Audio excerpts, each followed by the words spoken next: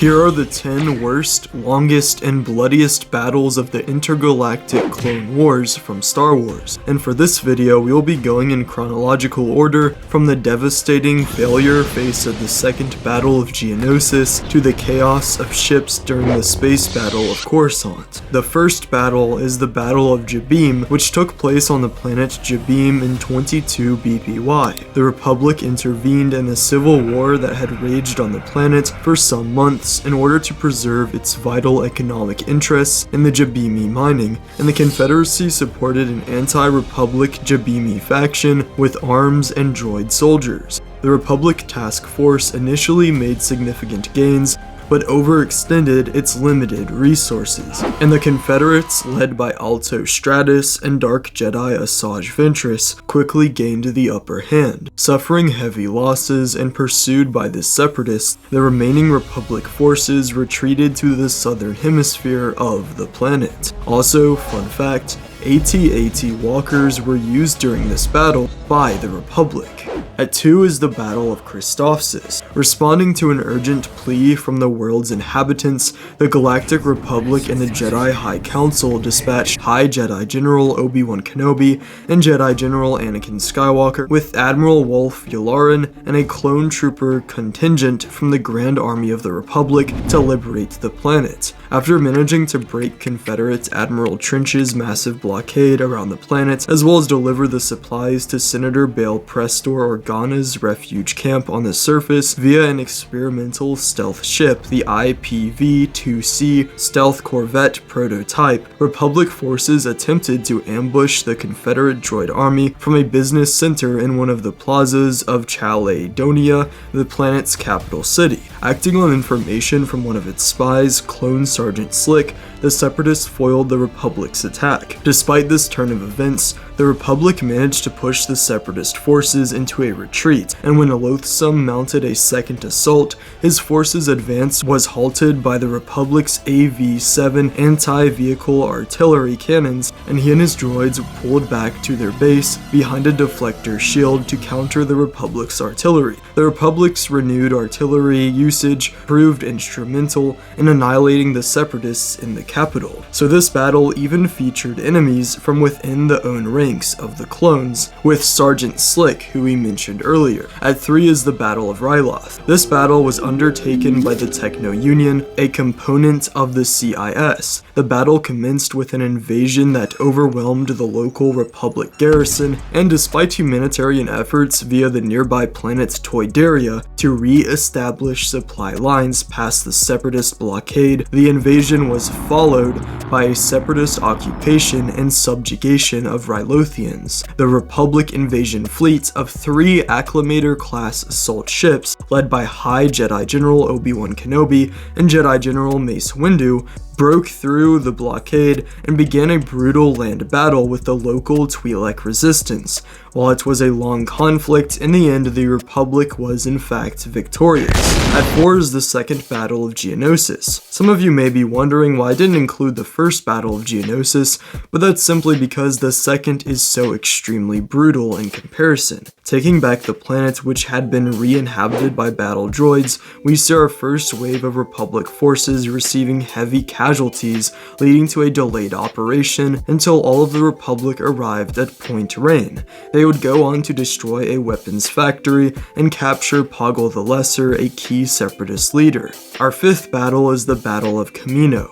Despite the warning from the Rishi Moon outpost days prior, the CIS fleet still encircled Kamino, the homeworld of the clones, and despite its brevity, the Separatists, led by General Grievous and Asajj Ventress, did their absolute best to prevent the Republic from creating any more clones. It's safe to say that they failed with this goal, but the city was still shaken, as was the psyche of the men, knowing the Separatists could attack anywhere in the galaxy, including their very home. Our 6th battle is the Battle of Mygeeto, and this was the longest battle of the war, going from 21 BBY to 19 BBY, so 2 full years, and the 501st, according to Ki-Adi-Mundi, were dispatched to Mygeeto to destroy an energy collector which powered Separatist facilities in the area. However, the true intent of the mission was to secure the Separatist power generator and to acquire the ancient Mygeetan crystal powering it.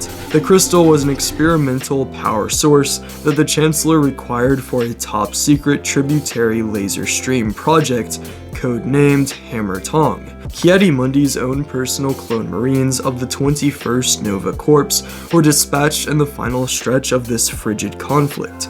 The battle intensified on a number of vast bridges which stretched across a great chasm linking several city districts. The clones continued to advance across the bridges, and it was here that Ki-Adi-Mundi would fight his last battle when the Chancellor declared the Jedi as enemies of the Republic with Order 66, which causes Mundi's clones to turn on him and take him out. At 7 is the Battle of Umbara.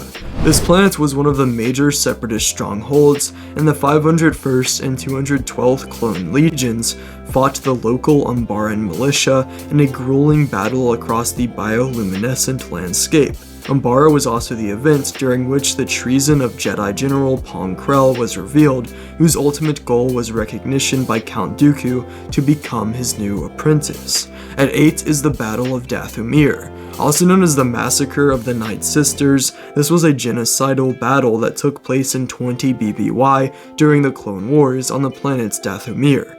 The Confederacy of Independent Systems launched an invasion that resulted in the destruction of the Night Sisters with few survivors. The assault was led by the Supreme Marshal Commander of the Separatist droid armies, General Grievous, on the orders of the Confederate head of state, Count Dooku, which, like I said, completely wiped out the Night Sister clan. But real quick, here is the Christian advice of this video. If you want to get back to the main video, then you can skip to this time right here.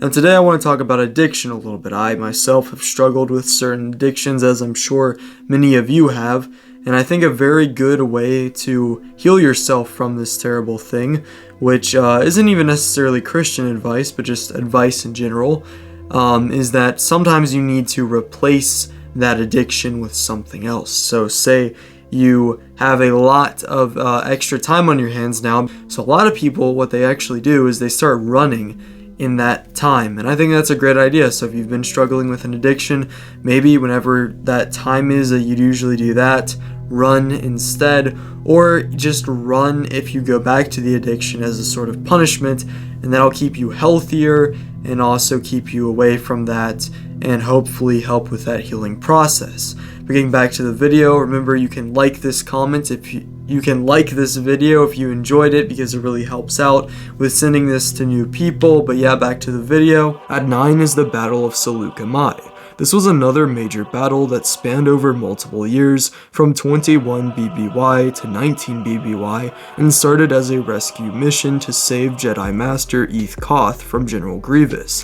This battle soon turned into a desperate fight for control that saw the likes of Oppo Rancisis and Stas Ali later on. Sora Bulk, who had been corrupted by Count Dooku to the dark side, was a part of the battle as well, and he actually was the one to take out Jedi Master Oppo Rancisis. But our 10th and final major battle of the Clone Wars to look at is the Battle of Coruscant. As the two fleets engaged one another, the Separatist General, Grievous, managed to slip down to the planet's surface along with tens of thousands of other battle droids, where he was able to complete his mission and bring Chancellor Palpatine aboard his flagship following a prolonged chase through the Galactic City's Federal District.